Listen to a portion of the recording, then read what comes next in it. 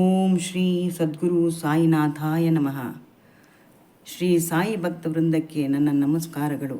ಹಾಗೆ ನನ್ನ ಚಾನಲನ್ನು ವೀಕ್ಷಿಸುತ್ತಿರುವ ಎಲ್ಲ ವೀಕ್ಷಕ ಬಂಧುಗಳಿಗೆ ನನ್ನ ಹೃತ್ಪೂರ್ವಕ ವಂದನೆಗಳು. ನಾನು ತಿಳಿಯಪಡಿಸುತ್ತಿರುವ ವಿಷಯ ಸದ್ಗುರು ಶ್ರೀ ಸಾಯಿನಾಥ್ ಮಹಾರಾಜರ ಬಗ್ಗೆ. ಸಾಯಿ ಭಕ್ತರ ಅನುಭವ ಮತ್ತು ಅವರ ಪವಾಡಗಳನ್ನು ಒಳಗೊಂಡಿರುತ್ತದೆ. ನನ್ನ ಗೆಳತಿ ಶ್ರೀಮತಿ ಗೀತಾರಾವ್ ಅವರು ಬರೆದಿರುವ ಶ್ರೀ ಸಾಯಿ ಗುರು ಅನುಭವಾಮೃತ ಪುಸ್ತಕದ ವಿಷಯವನ್ನು ನಾನು ನನ್ನ ಚಾನಲ್ನ ಮುಖಾಂತರ ವೀಕ್ಷಕರಿಗೆ ತಿಳಿಸುತ್ತಿದ್ದೇನೆ. ಈ ವಿಷಯವನ್ನು ಅನುಮೋದಿಸಲು ನನ್ನ ಗೆಳತಿ ಹಾಗೂ ಲೇಖಕಿ ಶ್ರೀಮತಿ ಗೀತಾರವನ್ನು ಸಂಪರ್ಕಿಸಿದೆ. ಅವರು ಸಂತೋಷದಿಂದ ಸಮ್ಮತಿಸಿದರು. ಹಾಗೆ ನನಗೆ ಕೆಲವು ಮಾರ್ಗದರ್ಶನ ನೀಡಿ ಅನೇಕ ರೀತಿಯಲ್ಲಿ ಸಹಕರಿಸಿದರು. ಈಗ ಲೇಖಕ ಗೀತಾರವರ ಒಂದೆರಡು ನುಡಿಮುತ್ತುಗಳನ್ನು ಪರಿಚಯಿಸುತ್ತಿದ್ದೇನೆ.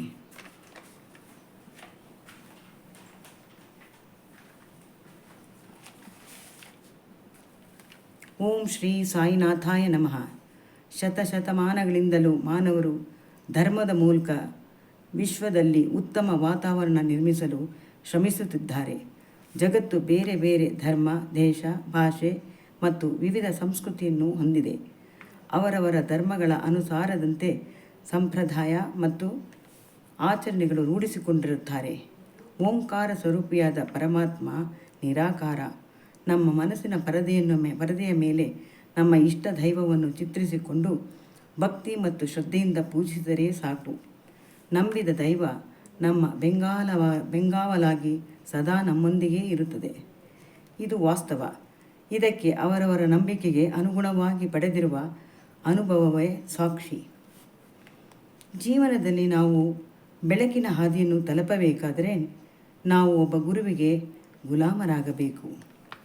ಅವರ ಮಾರ್ಗದರ್ಶನದಲ್ಲಿ ನಾವು ಎಂಥ ತೊಂದರೆ ಬಂದರೂ ಅದನ್ನು ದಾಟಿ ಮುಂದೆ ಹೋಗಬಹುದು. ಅವರ ಉಪದೇಶದಿಂದ ಆತ್ಮ ಸಾಮ್ರಾಜ್ಯದಿಂದ ಆಧ್ಯಾತ್ಮ ವಲಯದಲ್ಲಿ ಪ್ರಗತಿ ಸಾಧಿಸಿ ಪರಮಾತ್ಮನೆಂಬ ಅಮೂಲ್ಯ ನಿಧಿಯನ್ನು ನಮ್ಮದಾಗಿಸಿಕೊಳ್ಳಬಹುದು. ಇತಿ ಶ್ರೀ ಸಾಯಿ ಸೇವಕಿ ಗೀತಾರಾವ್. ಗೀತಾರವರಿಗೆ ಈ ಪುಸ್ತಕ ಬರೀಬೇಕು ಅಂತ ಹೇಗೆ ಪ್ರೇರಣೆ ಆಯಿತು ಅನ್ನೋದನ್ನು ನಾನು ಇಲ್ಲಿ ನಿಮಗೆ ಪ್ರಸ್ತುತಪಡಿಸುತ್ತಿದ್ದೇನೆ.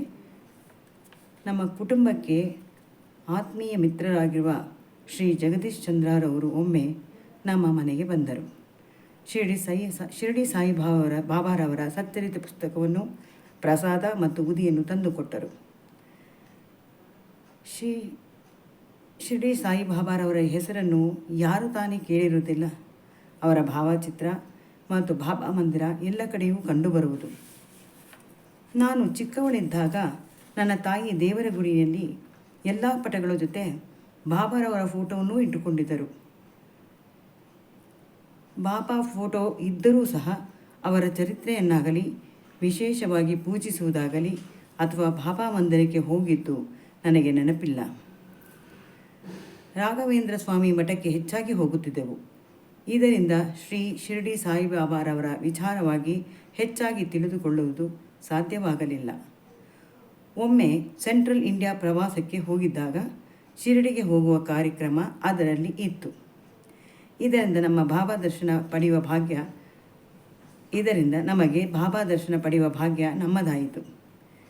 ಇದು ಕಳೆದ 10 ವರ್ಷಗಳಾದ ಮೇಲೆ ಬಾಬಾರವರ ಸಚ್ಚರಿತೆಯನ್ನು ಓದುವ ಅವಕಾಶ ಸಿಕ್ಕಿತು. ಓದುವಾಗ ನನಗೆ ಆದ ಅನುಭವ ರೋಮಾಂಚಕಾರಿಯಾಗಿತ್ತು. ನನ್ನ ಮನಸ್ಸಿನಲ್ಲಿ ಕಾಡುತ್ತಿದ್ದ ಪ್ರಶ್ನೆಗಳಿಗೆ ಅದರಿಂದ ಉತ್ತರ ಸಿಗುತ್ತಿರುವಂತೆ ಅನಿಸುತ್ತಿತ್ತು. ಓದುಗರಿಗೆ ಇದು ಭ್ರಮೆ ಎಂದು ಅನಿಸಬಹುದು. ಆದರೆ ಈ ರೀತಿಯ ಅನುಭವ ನನ್ನ ಒಬ್ಬಳಿಗೆ ಮಾತ್ರ ಆಗುವುದಿಲ್ಲ. ವಿಶ್ವಾಸವಿಟ್ಟು ಓದಿದವರಿಗೆಲ್ಲ ಆಗುವಂತೆ ಅನುಭವ. ಅನೇಕರಿಂದ ತಿಳಿದುಕೊಂಡಂಥ ವಿಷಯವಿದು. ಪುಸ್ತಕವನ್ನು ಓದಿದ ಮೇಲೆ ಶ್ರೀ ಸಾಯಿಬಾಬಾರವರು ಮಾನವ ರೂಪದಲ್ಲಿ ಜನಿಸಿದ ಪರಮಾತ್ಮ ಎಂದು ಅಂದುಕೊಳ್ಳುವಂತಾಯಿತು. ನಮ್ಮ ಮನೆಗೆ ಬರುತ್ತಿದ್ದ ಜಗದೀಶ್ ಚಂದ್ರರವರು ಆಗಾಗ ಶಿರಡಿಗೆ ಹೋಗಿ ಬಾಬಾರವರ ದರ್ಶನ ಪಡೆದು ಬರುತ್ತಿದ್ದರು. ಹಿಂತಿರುಗಿ ಬಂದ ಮೇಲೆ ಸಾಯಿಬಾಬಾರವರ ಮಹಿಮೆ ಕುರಿತು ಅನೇಕ ವಿಚಾರಗಳನ್ನು ತಿಳಿಸುತ್ತಿದ್ದರು. ನನಗೆ ಶಿರಡಿಗೆ ಹೋಗಿ ಬರುವ ಬಯಕೆ ಉಂಟಾಯಿತು.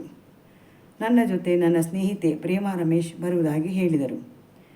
ಶಿರಡಿ ಸಾಯಿಬಾಬಾರವರಲ್ಲಿ ಜನರಿಗೆ ವಿಶ್ವಾಸವಿರುವಂತೆ ಶ್ರೀ ರಾಘವೇಂದ್ರ ಸ್ವಾಮಿಯವರಲ್ಲೂ ಅಷ್ಟೇ ನಂಬಿಕೆ ಇತ್ತು.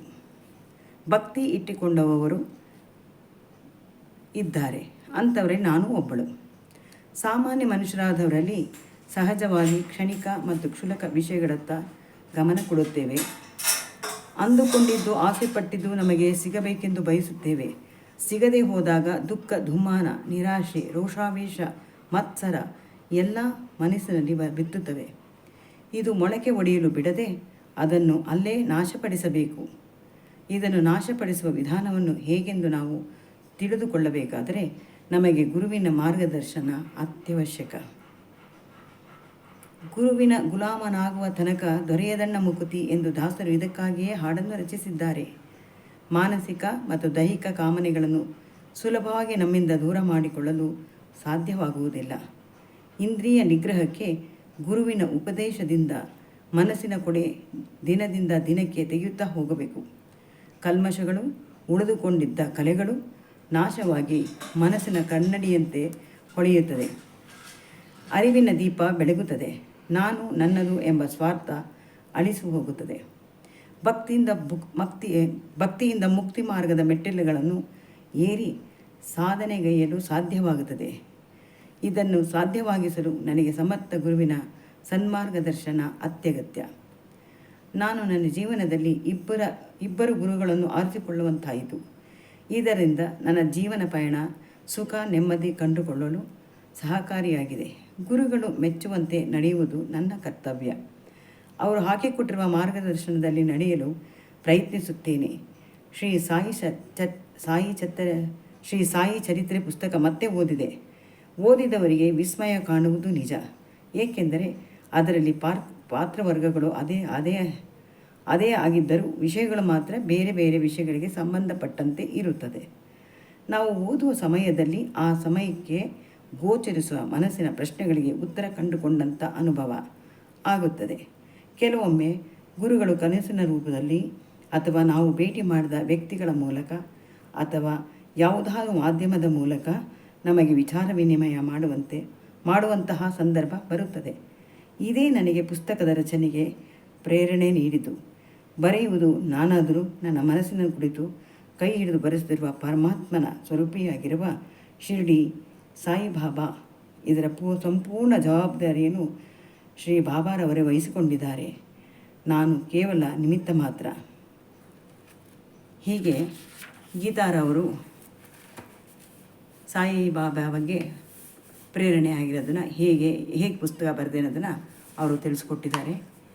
ಇನ್ನು ನನ್ನ ಮುಂದಿನ ಸಂಚಿಕೆಯಲ್ಲಿ ಇನ್ನೂ ಮತ್ತಷ್ಟು ವಿಚಾರಧಾರೆಗಳನ್ನು ತಿಳಿಯಲು ಇಚ್ಛಿಸುತ್ತೇನೆ.